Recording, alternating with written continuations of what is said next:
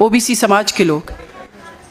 इस सिस्टम की बहुत सारी चीज़ों को अगर आप समझने की कोशिश करेंगे तो रिजर्वेशन 27% आपको कहा कि हमने दे दिया, लेकिन जब नौकरी निकलती है तो क्या कह दिया जाता है कि आपके बच्चे के अगर ओबीसी के 40% से नंबर कम आए तो ये जो 100 जज की वैकेंसी हैं, 100 जो एसडीएम की वैकेंसी हैं वो नहीं भरी जाएंगी, वो रहेंगी खाली, क्योंकि आपके 40% नंबर नहीं आए।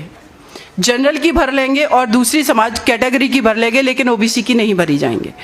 वो खाली पद रहेंगे और उन खाली पदों को वो क्या करेंगे, अगले साल जनरल की वैकेंसी बना के निकाल देंगे और आपको पता ही नहीं चलेगा कि आखिर आपकी भागीदारी है क्यों नहीं। ये स्ट्रेटजी है। अगर मैं माननीय सर्वोच्च न्यायालय की बात करूं, माननीय हाई कोर्ट की बात करूं, उच्च न्यायालय की बात करूं, आप लोगों ने सोचा कभी कि आखिर हम लोग मुकदमे हार क्यों जाते हैं? हम डिस्ट्रिक्ट कोर्ट में हार रहे हैं, हम हाई कोर्ट में भी हार जाते हैं, हमारे लोगों की ज़मीनें बिक जाती हैं लेकिन न्याय नहीं मिलता है, क्योंकि अपने लोग वहाँ नहीं हैं। मैं सर्वोच्च न्यायालय कहते हैं बेटियों के साथ जब अपराध होता है, रेप होता है, तो उसमें तो अपील का प्रावधान नहीं होना चाहिए, उसमें मर्सी पिटीशन जो क्षमा याचिका होती है उसका प्रावधान नहीं होना चाहिए। ये गलत है। तो मैंने एक टीवी चैनल पर उनसे अनुरोध किया कि प्रेसिडेंट ऑफ इंडिया से मेरा एक अनुरोध है कि आपके पास 12-12 साल से मर्सी पिटीशन पेंडिंग पड़ी हुई हैं, आप बड़ी बात मत करिए, पहले उन पर एक्शन लेकर के उन पर डिसीजन दीजिए। हमें तो इम्प्लीमेंट कराना है, हमें बड़ी बातें नहीं करनी है। इस देश का राष्ट्रपति, इस देश का प्रधानमंत्री, कैबिनेट मंत्री, आईएएस ऑफिसर सब अपने पद पर बैठे ईमानदारी से टाइम बाउंड समय में अगर काम कर लें, किसी को किसी पर आक्षेप लगाने की जरूरत नहीं है।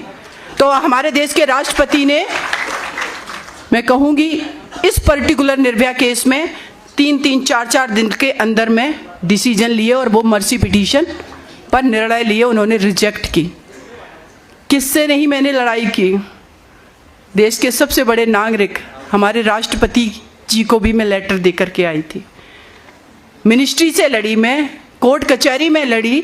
जब सुप्रीम कोर्ट में बहुत सारे मेरे भाई, अगर उन्होंने कभी मुकदमा लड़ा होगा, 1-1 साल तक आपके मैटर लिस्ट नहीं होते, सुनवाई पर नहीं आते। ये बहन रजिस्ट्रार के सामने बैठी रहती थी कि ये मैटर फास्ट ट्रैक कोर्ट है, आपको करना पड़ेगा। जब तक घर पहुंचती थी पता चलता था कल मैटर लग गया निर्भया केस का। अपना तन मन धन पूरा सब कुछ मैंने इस बिटिया के लिए समर्पित कर दिया था, तब जाकर के ये लड़ाई जीती है। हमारे देश की बेटियों के अंदर बहुत सारी क्षमताएं हैं। अभी आप लोगों ने सरकार उस बेटी को उसकी माँ से छीन करके उसके परिवार को उस बेटी का डेड बॉडी नहीं देती। कौन माँ नहीं चाहती कि आखिरी बार अपनी बच्ची को देख लें? कौन परिवार नहीं चाहेगा? इन लोगों ने मिट्टी का तेल डाल करके, जो टायर होते हैं, जो गाड़ियाँ खराब हो जाती हैं उनके टायर, सोचिए इस देश की बेटियों का स्वाभिमान, सम्मान, वो ऐसी समाज की बेटी थी, वो बहुजन समाज की बेटी थी, उसका स्वाभिमान सब कुछ ये सरकारें इसलिए जला पा रही थी क्योंकि हम लोग एकजुट नहीं हैं। कुशीनगर उत्तर प्रदेश में 9 साल की बच्ची खुशी कुशवाहा के साथ रेप होता है। उसका को मैं लड़ रही हूँ, कानपुर जाती हूँ मैं, मुझे पता है थ्रेटनिंग इशू है, धमकी भी मिलती है। हाथरस केस में भी मुझे बहुत धमकियाँ मिलती हैं।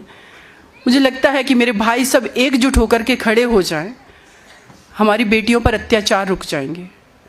क्योंकि दहशत भी होती है ना कि हम जब शाम के 7 बजते हैं, माँ बाप 10 फ़ोन लगा देते, बच्ची अभी तक क्यों नहीं पहुँची है। एक नहीं, ऐसे हजारों अनगिनत मैटर हैं। इसका समाधान क्या है?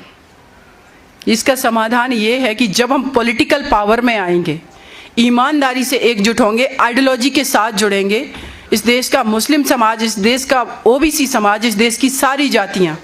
अभी आप लोगों ने देखा ना, लोधी समाज के भाई हैं प्रीतम लोधी जी, उनको बीजेपी ने निकाल दिया। वो कहते हमने तो पूरा जीवन दे दिया। भाई आप जीवन, मैं उनसे कहूँगी अभी तक दिया, चलो कोई बात नहीं, अब क्यों देने पर तुले हो?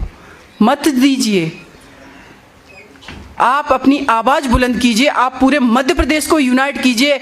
ये ओबीसी महासभा जो जिस तरीके से हमारे सारे भाई काम कर रहे हैं, योगेश कुशवाहा भाई का मैं शुक्रिया अदा करती हूँ कि उन्होंने जिस तरीके से एक कार्यक्रम रखा, मैं कल से देख रही थी, सारे समाज के उनके साथ में भाई लगे हुए हैं। और मैं आपसे प्रॉमिस करती हूँ योगेश भाई कि आपने इस भोपाल की धरती पर ये आयोजन किया, आप पूरे मध्य प्रदेश में कीजिए। बहन आपके साथ हमेशा खड़ी हो, चाहे कोर्ट कचहरी की बात हो, चाहे किसी और चीज़ की बात हो, क्योंकि हमें पता है कि राजनीति सिर्फ चुनाव लड़ने से नहीं होती है। राजनीति के बहुत सारे हथकंडे आप सभी लोग जानते हैं। जो हमारे मंच पर आसीन हैं सर, वो भी इन चीज़ों को जान रहे हैं, क्योंकि उन्होंने कहा कि हम सिस्टम में रहते हुए काम कर रहे हैं। सिस्टम में जब हमारे लोग नहीं होंगे ना, आपकी एप्लीकेशन ऐसे फेंक दी जाती है। मोती कुशवाहा भाई साहब का वो जा कर के स्टेज क्यों गिरा दिया गया, एक नहीं ऐसे हजारों एग्जाम्पल हैं। तो हम लोगों को यूनाइट होने की ज़रूरत है।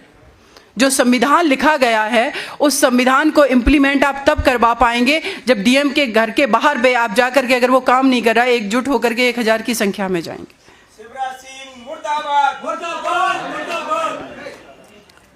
दूसरी मैं एक और बात करूंगी, स्पेशली बहनों के लिए। कोई बात नहीं, भाई हैं, कोई जब सिस्टम, देखिए एक चीज समझिए, अगर सरकार जिसकी है तो आक्षेप में उस पर लगेगा, जिम्मेदारी भी उसको लेनी होगी। उस सरकार की जिम्मेदारी, अगर मध्य प्रदेश में अत्याचार हो रहा है उसके खिलाफ बोला जाएगा, उसमें कुछ भी गलत नहीं है। तो उसी के एक कदम भाई ने बोल दिया है, कोई बात नहीं है बड़ी। साथ में मैं एक और बात कहूँगी, मेरे जितने भी यहाँ पर भाई बैठे हैं, मैं सभी का शुक्रिया अदा करती हूँ कि करीब करीब यहाँ पर 30 से 40% हमारी माताएं बहनें भी आई हुई हैं।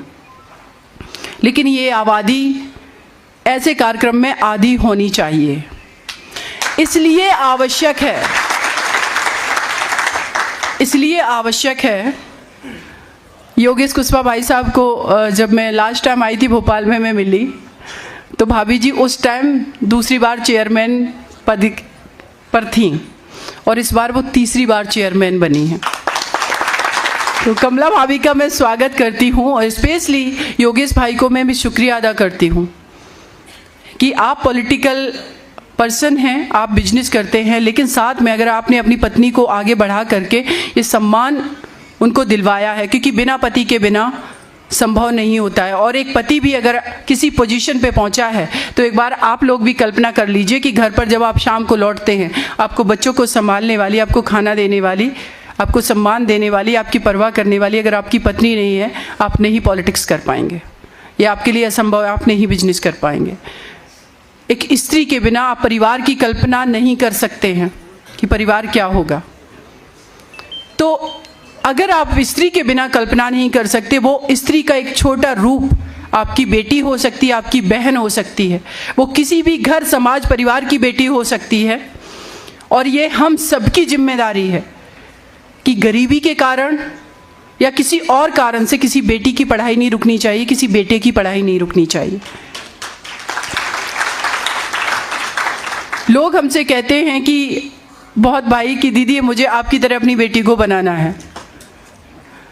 मैं कहती हूँ अगर आपको मेरी तरीके से बनाना है बेटी को, तो पहली बात मैं कहूँगी उसको लड़ना सिखा दो। भाई सिंपल सी बात है, मुकदमा लड़ा जाता है। हम सिर्फ फाइलें खोल करके आर्गुमेंट नहीं करते हैं। सामने वाला वकील कोशिश करता है, अगर वो मेल पर्सन है, कोशिश करता है, अरे मैडम तो इस तरीके की चीज़ें भी आती है, तो मैं उसी लहजे में उसको जवाब देती हूँ और एहसास कराती हूँ तुम सर्वश्रेष्ठ नहीं हो सिर्फ पुरुष होने से। अगर स्त्री नहीं होती तो तुम्हारा वजूद भी नहीं होता। इसलिए उसके पावर को समझिए, उसके पेशेंस को, उसके धैर्य को, उसके पेशेंस को चेक मत करिए। वो जब पावर में आई है, जिस किसी पोजीशन पे पहुंची है, उसने एग्जाम्पल सेट किए हैं। चाहे इस देश की प्रधानमंत्री इंदिरा गांधी जी रही हो, आज उस पाकिस्तान पुलवामा जैसा अटैक कर देता है, लेकिन इंदिरा गांधी जी जब प्रधानमंत्री रही ना, उस पाकिस्तान के 2 टुकड़े कर दिए थे। लोग कहते हैं ना वो चंडी का रूप है, मैं कहती हूँ वो सिर्फ एक इंसान है, लेकिन डिसीजन मेकिंग पावर में अगर वो पावर में बैठती है ना, सब कुछ बदल के रख देती है और बहुत ईमानदारी से बदलती है। करप्शन नहीं करती है, भेदभाव नहीं करती है। और उसका सबसे बड़ा जो अगला रूप आप लोगों ने देखा, इस देश की बहुजन समाज की बेटी बहन सुश्री कुमारी मायावती जी जब उत्तर प्रदेश में मुख्यमंत्री बनी, अपनी कैबिनेट में सबसे ज़्यादा तो भागीदारी उन्होंने कुशवा साक्ष सैनी मौर्य समाज को ही दी, और पावर भी दिया उन्होंने। लेटर हेड पे सिग्नेचर नहीं करवा करके रखे थे, एक्चुअल पावर दिया। ये रियलिटी है, आप लोग चेक करिए, हम कुछ भी गलत नहीं बोल रहे हैं। इस देश के अंदर पहला एक्सप्रेसवे उत्तर प्रदेश में बना, बहन जी की देन थी। मैं बता रही हूँ, मैं किसी ऐसे नहीं कि किसी पॉलिटिकल की वो आइकॉन है इस पार्टी के इसलिए बात कर रही हूँ, मैं इस देश की बेटियों की बात कर रही हूँ। और उन्हीं में से एक छोटा सा काम आपकी इस बहन ने कर दिया, मैं उसको छोटा ही मानती हूँ। अभी भविष्य में करना तो बहुत बड़ा करना है। ऐसा मेरा सपना है कि मैं देश के लोगों के काम आ जाऊँ, मेरा पूरा जीवन मेरे देश के, मेरे समाज के, मेरे अपने लोगों के, भाई बहनों के काम आ जाए।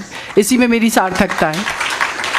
तो अपने घर की बेटी को आप, हो सकता है वो टीवी देख रही है, आप उसको डांट दें। हो सकता है आपके घर में रिश्तेदार आ रहे हैं, वो बैठी, उससे कहो बेटा तुम अंदर जाके बैठो। एक बार सोचिए, जिस बेटी को आप उन जेंट्स लोगों के बीच में नहीं बैठने दे रहे हैं जहां पर समाज, देश, दुनियादारी की चर्चा पर चर्चाएं हो रही हैं, बात हो रही है, वो बेटी कल जब घर से बाहर निकलेगी, स्कूल से पढ़ के तो घर वापस आ जाएगी, लेकिन ये समाज का मुकाबला करने की, उसका सामना करने की क्षमता नहीं होगी। इसीलिए लड़के उसके साथ अपराध कर लेते हैं, इसीलिए उसको कमेंटबाजी करते हैं, और आपकी बेटी घर पर आकर के 2 आंसू बहा देती है, मम्मी उसने मुझे ये बोला।